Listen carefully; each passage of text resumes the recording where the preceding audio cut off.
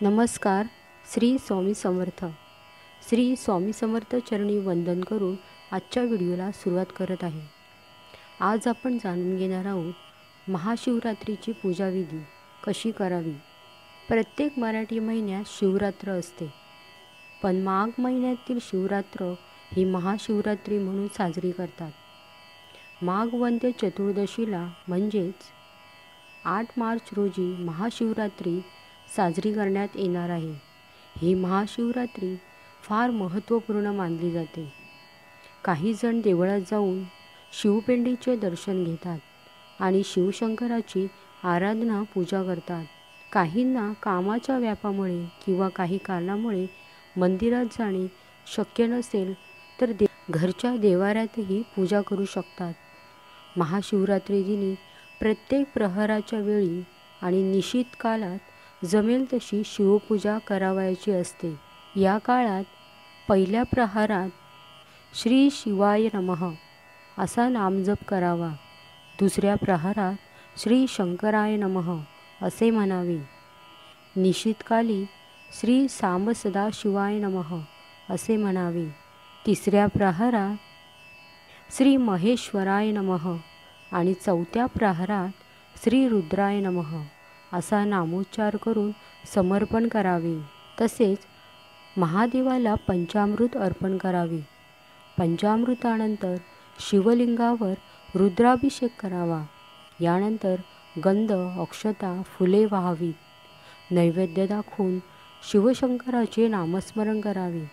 तर या महाशिवरात्रीला घरच्या घरी पूजा कशी करावी. पहाटे लवकर उठून स्नान करावे. स्नान केल्यानंतरच पूजा करावयास प्रारंभ करावा.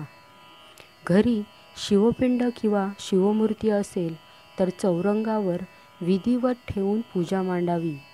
पिंड नसेल तर वाळूची पिंड मांडून पूजा करावी. या पूजेत शिवपिंडीला थंड पाणी, दूध किंवा पंचामृताने स्नान घालावे. बेल, पांढरी फुले, धोतरा व रुद्राक्षांच्या माळा शिवपिंडीवर वाहाव्यात. पूजा करत असताना ओम नमः शिवाय या मंत्राचा जप चालू ठेवावा.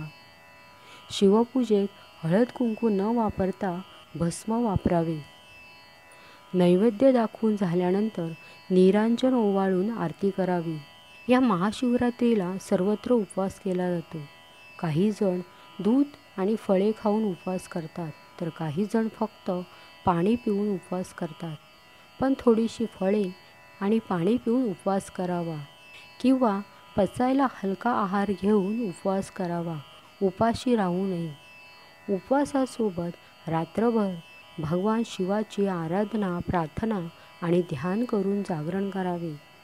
महाशिवरात्रीच्या रात्री किंवा दुसऱ्या दिवशी उपवास सोडावा. या महाशिवरात्रीच्या काळात शिवलीलामृतातील 11व्या अध्यायाचे पठण करावे. तसेच महाशिवरात्री कथा ऐकावी किंवा वाचावी. तसेच शिवस्तुती, रुद्राध्यायाचे पठण करावे.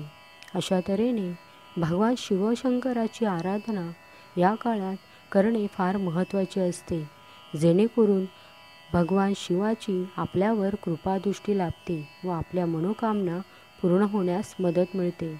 आपल्या मनोकामना पूर्ण होतात. श्री स्वामी समर्थ.